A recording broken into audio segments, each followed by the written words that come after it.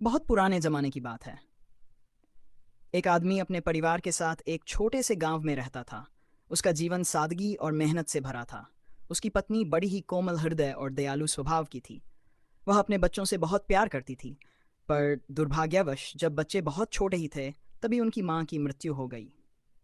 घर में मातृ स्नेह का अभाव हो गया और बच्चों की देखभाल के लिए उस आदमी को मजबूरी में दूसरी शादी करनी पड़ी।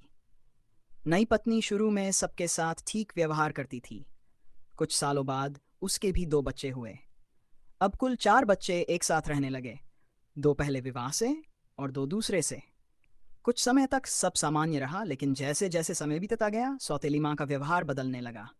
वह अब अपने बच्चों को अच्छा खाना देती, सुंदर रंग बिरंगे कपड़े पहनाती, उन्हें प्यार से दुलारती, जबकि सौतेले बच्चों के साथ बेरुखी से पेश आती।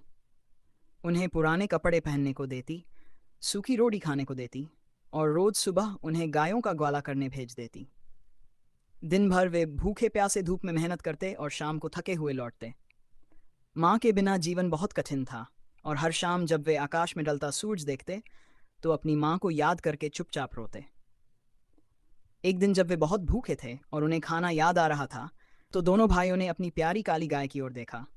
उनकी आंखों में आंसू थे। उन्होंने अपनी सूखी रोटी गाय को देते हुए कहा, माँ, तुम हम पर वैसी ही दया करो जैसी हमारी माँ किया करती थी। ये कहते ही जैसे कोई चमत्कार हो गया। गाय के थनों से दूध बह निकला, जैसे किसी स्नेहिल माँ की गोद से अमृत चर रहा हो। दोनों भाइयों ने वह दूध पिया। उनके चेहरे पर मुस्कान लौट आई। अब ये रोज का सिलसिला बन गया। हर दिन वे गाय को सूखी रोटी देते और गाय उन्हें भरपेट दूध पिलाती।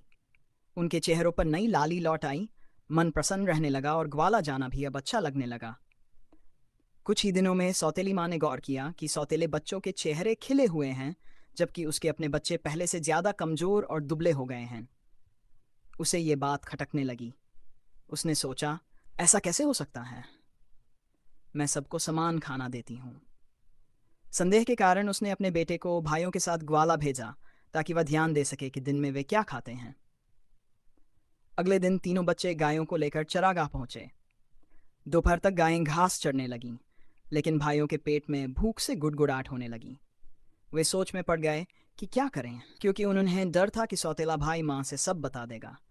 भूख असहनीय हो गई तो उन्होंने कहा, भाई, हमारी काली गाय हमें दूध देती है, उसी से हम अपनी भूख मिटाते हैं, पर यह बात तुम किसी को मत बताना। सौतेला भाई बोला, मैं किसी से नहीं कहूँगा। फिर उन्होंने गाय को सूखी रोटी दी और कहा, ओ प्यारी माँ, जैसे हमारी असली माँ दया करती थी, वैसे ही तुम भी करो। गाय ने दूध दिया। तीनों ने पेट भर कर पिया और घर लौट आए। जब सौतेली माँ ने अपने बेटे से पूछा, क्या खाया, तो उसने कहा, वही जो तुमने दिया था, जो तो कुत्तों को भी न दिया जाए। यह सुनकर माँ और ज्यादा नाराज हुई। अब उसने बेटी को भेजा ताकि वह सारा भेद जान सके।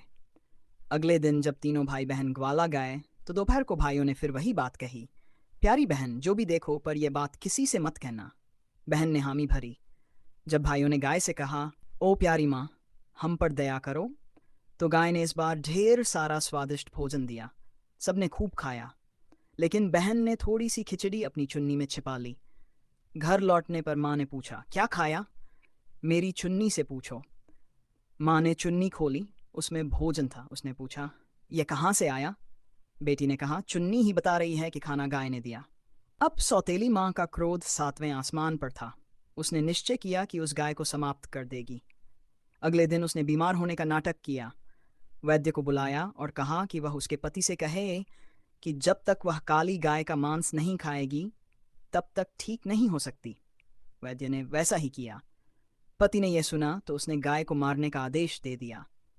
जब बच्चों को यह समाचार मिला तो वे दौड़ते हुए गाय के पास पहुंचे। उनके आंसू थम नहीं रहे थे। उन्हें गाय के गले से लिपटकर कहा, माँ, अब हम तुम्हें कैसे बचाएं? तभी पिता और बड़ा भाई वहां पहुंचे और उन्होंने गाय को घर ले जाकर मार डाला।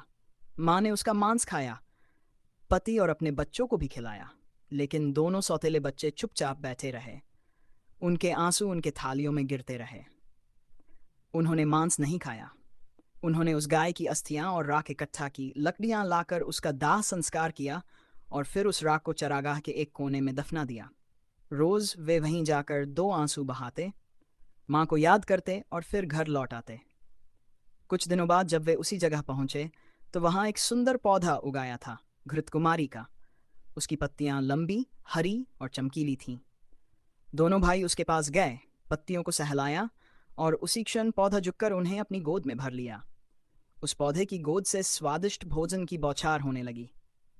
दोनों भाई भावुक होकर बोले, हमारी माँ कभी गाय बनकर आती है, कभी एलोवेरा की बहार बनकर आती है। माँ कितनी अच्छी होती है ना। और वे खुशी से हंसने लगे। उस दिन के बाद वे कभी अपनी सौतेली माँ के पास नहीं गए। वही घृतकुमारी का पौधा उन्हें भोजन देता, उनकी रक्षा करता और उनका पालन पोषण करता रहा। समय बीतता गया, बड़े हुए और लोगों को यह कहानी सुनाते हुए हमेशा कहते, ओपन कोट, माँ कभी नहीं मरती। वह अपने बच्चों के लिए किसी न किसी रूप में लौट कर आती है, कभी गाय बनकर, कभी पौधे बनकर और कभी आशीर्वाद बनकर। यह कहानी माँ के प्रेम, करुणा और त्याग की अमर गाथा है, जो ये सिखाती है कि सच्चा मातृत्व कभी समाप्त नहीं होता।